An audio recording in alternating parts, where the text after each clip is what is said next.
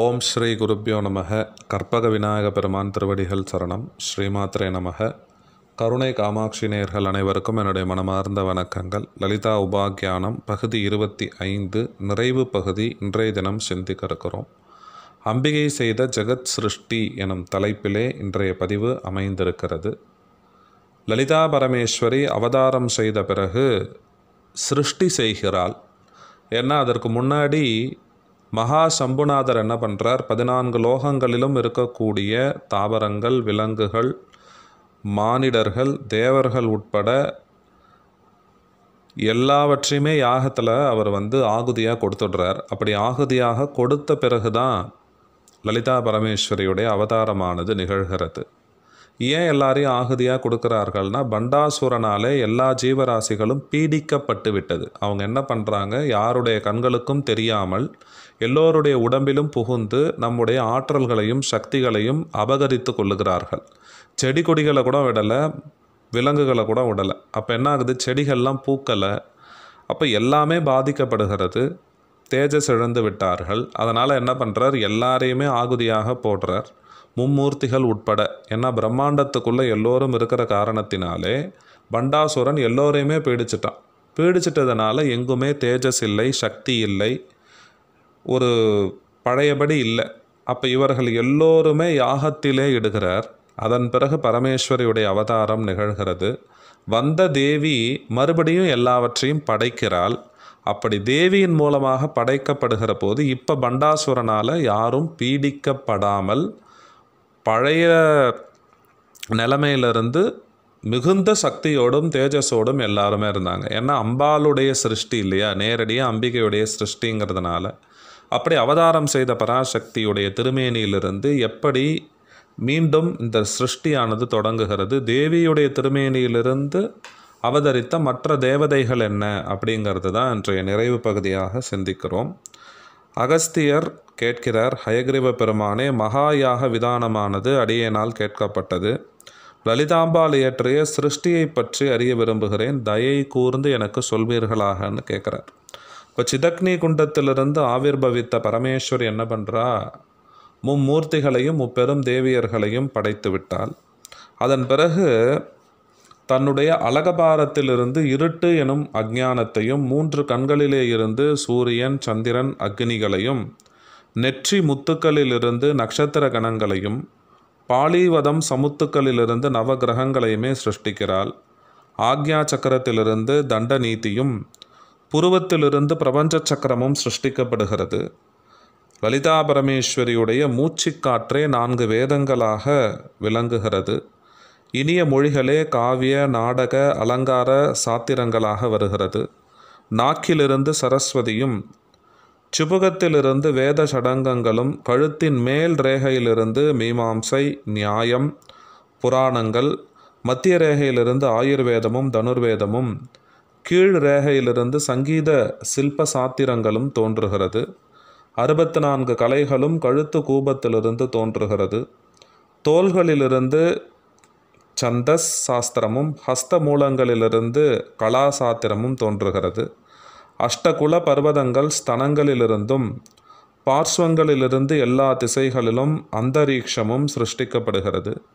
மனத்தினாலே ஆனந்த சக்தியும், கைகளாலே அஷ்டபாசங்களும், ரோமாவலியினாலே சேஷன் முதலிய சர்ப்பராஜாக்களும், கை விரல்களிலிருந்து மன்மதனது பஞ்சபானங்களும், கைவிரல்களின் நக நுனியிலிருந்து மச்சய கூர்மாதி தசா அவதாரங்களும், கைகளின் சிவப்பு நிறத்திலிருந்து காலை மாலை சந்திகளும், முகத்திலிருந்து இந்திராக்னிகளும், பிராணனிலிருந்து வாயுவும், நாபியிலிருந்து அந்தரீக்ஷமும், சிரசிலிருந்து ஸ்வர்க்கமும் தோன்றுகிறது. பாதங்களிலிருந்து பூமியும், பார்வையிலிருந்து தர்மாதர்மங்களும், புன் சிரிப்பிலிருந்து பரமானந்தமும் சிருஷ்டிக்கப்படுகிறது. பின் புருஷன், பிரகிருதி, மகத்தத்துவம், அகங்காரம், தன்மாத்திரைகள், பஞ்சபூதங்கள் முறையே நாபிகுண்டம், நாபி மூலம், புட்டம், துடை மூலம், முழங்கால், கணுக்கால்களிலிருந்து தோன்றுகிறது. குதிக்கால்களிலிருந்து சப்த சமுத்திரங்களும், புறங்காலிலிருந்து சக்கரவாலகிரியும், உள்ளங்காலிலிருந்து ரசாதல லோகங்களும் சிருஷ்டிக்கப்படுகிறது. இங்கனமே பசுக்கள் முதலியனவும், பிரம்ம க்ஷத்ரியாதி 4 வர்ணங்களும், விருட்சங்கள் அதாவது மரம் செடி கொடிகள் எல்லாம் தோன்றுகிறது. கீர்த்தி, புஷ்டி, காந்தி முதலியனவும் உண்டாக்கப்படுகிறது. அப்புறம் லலிதா பரமேஸ்வரி தன்னுடைய ஹிருதயத்திலே இருந்து பராம்பாலையும், புத்தியிலிருந்து ஷியாமலா தேவியும், அகங்காரத்திலிருந்து மகாவாராகி தேவியும், புன் சிரிப்பிலிருந்து விக்னேஸ்வர பெருமானையும் தோற்றுவிக்கிறாள். அவளுடைய மூலாதாராதி 6 சக்கரங்களே ஷடாம்நாய தேவதைகளாக விளங்குகிறார்கள். லலிதையுடைய விளையாட்டிலிருந்து பாலா திரிபுர சுந்தரியும், பரதேவதையுடைய அங்குசத்திலிருந்து சம்பத்கரியும், பாசத்திலிருந்து அஸ்வாருடையும், தாலு தேசத்திலிருந்து நகுலியும், குண்டலினி சக்தியின் கிரணங்களிலிருந்து காயத்ரி முதலிய சமஸ்த ரஷ்மிமாலா தேவதைகளும் தோன்றுகிறார்கள். அன்றியும் பரதேவதையுடைய துவக், ரக்தம் முதலிய சப்த தாதுக்களிலிருந்து தேவதைகளும், தேவர்களும், திரியகணங்களும், பிராணசக்தியும், பலமும், ஐஸ்வர்யம், நல் மதிப்பு முதலியவைகள் தோன்றுகிறது. மற்றும் உள்ளங்கால் முதல் சிரசு வரையில் இருக்கக்கூடிய 14 ஸ்தானங்களிலிருந்து மகாபாதாளம் முதல் சத்தியலோகம் வரையில் இருக்கக்கூடிய 14 லோகங்களும் சிருஷ்டிக்கப்படுகிறது.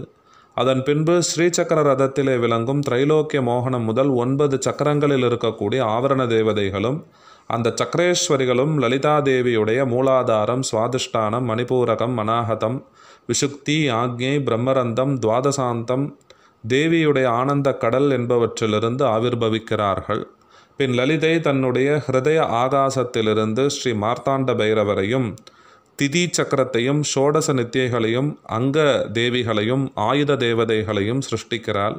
இங்கனம் சக்தி சக்கரத்தை சிருஷ்டி செய்துவிட்டு பரதேவதையானவள் தனது நாதனாகும் காமேஸ்வரரை சிவ சக்கரத்தை சிருஷ்டிக்கும்படி வேண்டுகிறார். உடனே காமேஸ்வரர் தனது முக ஹங்காரத்திலிருந்து திவ்யம், சித்தம், மானவம் என்று கூறப்பட்ட 3 குரு பக்திகளை தோற்றுவிக்கிறார். இங்கனம் காமேஸ்வரிகள் சிவசக்திமயமான நாத கூட்டத்தையும் சக்தி கூட்டத்தையும் சிருஷ்டித்து சர்வானந்தமய ஸ்வரூப பிந்து பீடத்திலே வீற்றிருந்து ஷியாமலா தேவியை மந்திரினியாகவும், வாராகி தேவியை சேனானியாகவும் ஏற்படுத்தி அவர்களுக்கு முறையே கேய சக்கர, கிரிச்சக்கரங்கள் என்றும் 2 ரதங்களை அருளி லலிதை பண்டாசுரவதத்தின் பொருட்டு புறப்பட்டாள். புறப்படுகிற போது பண்டன் மீது கோபித்து ஒரு ஹுங்காரம் செய்கிறாள். அதிலிருந்து 64 கோடி யோகினிகளும் பைரவர்களும் தோன்றினர். மற்றும் எண்ணிறைந்த சக்தி கூட்டங்களும் தோன்றுகிறது.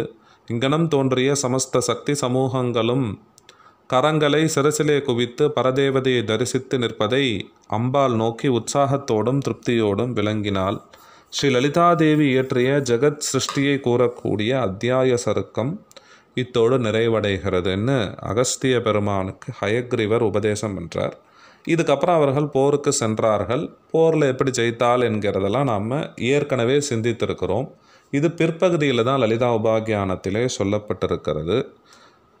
ஸ்ரீ லலிதா மகா திரிபுர சுந்தரியை நமக சுபமஸ்து அப்படின்னு இந்த பகுதி லலிதா உபாக்கியானம் நிறைவு பகுதியானது நிறைவடைகிறது. இதுவரை இந்த லலிதா உபாக்கியான சரித்திரத்தை கேட்டு பயன்பெற்ற அனைத்து நல்லுள்ளங்களுக்கும் என்னுடைய மனமார்ந்த நன்றிகளை அவசியம் தெரிவித்துக் கொள்ளுகிறேன். என்னுடைய மற்ற பதிவுகளோடு ஒப்பிடுகிற போது இந்த லலிதா உபாக்கியான பகுதி நிறைய அன்பர்கள் இதை கேட்டு பயன்பெற்றிருக்கிறீர்கள். கமெண்ட் பண்ணியிருக்கீங்க, ஷேர் பண்ணியிருக்கீங்க, நிறைய பேர் லைக்ஸ் பண்ணியிருக்கீங்க, நிறைய வியூஸும் வந்துச்சு. அதுக்கு என்னுடைய மனமார்ந்த நன்றிகளை மீண்டும் தெரிவித்துக் கொள்ளுகிறேன். ஏன்னா நீங்கள் லைக் பண்ணி கமெண்ட் பண்ணி ஷேர் பண்ணும்போது வியூஸ் பார்க்கும்போது தான் நமக்கும் ஒரு பரவாயில்ல அடியேன்னு சொல்கிறதையும் இத்தனை பேர் கேட்கிறார்கள் அப்படின்னு ஒரு ஊக்கம் படுத்துவதாக அது அமைந்திருக்கிறது. அதனால் கேட்ட அனைவரது வாழ்க்கையிலும் லலிதா பரமேஸ்வரியுடைய திருவருள் அனைவருக்கும் கிட்டி உலகெங்கும் சக்திமயம் சிறக்க வேண்டும், ஒவ்வொருவர் மனக்குறையும் நீக்க வேணும்னு மகாகவி பாரதியார் சொல்லியிருக்கார்.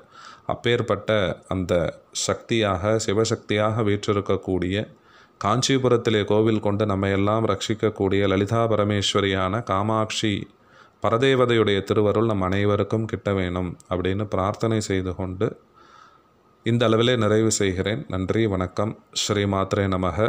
பதிவு பிடித்திருக்கக்கூடிய அன்பர்கள் அவசியம் லைக் பண்ணுங்கள், கமெண்ட் பண்ணுங்கள், ஷேர் பண்ணுங்கள். சப்ஸ்கிரைப் செய்யாத அன்பர்கள் அவசியம் சப்ஸ்கிரைப் செய்து கொள்ளும்படி கேட்டுக்கொண்டு அமைகிறேன். சேனலில் சேருவதற்கு விருப்பமுள்ளவர்கள் ஜாயின் பண்ணி மெம்பர்ஸ் ஆகும்படியும் கேட்டுக்கொண்டு அமைகிறேன். ஜெய ஜெய காமாட்சி.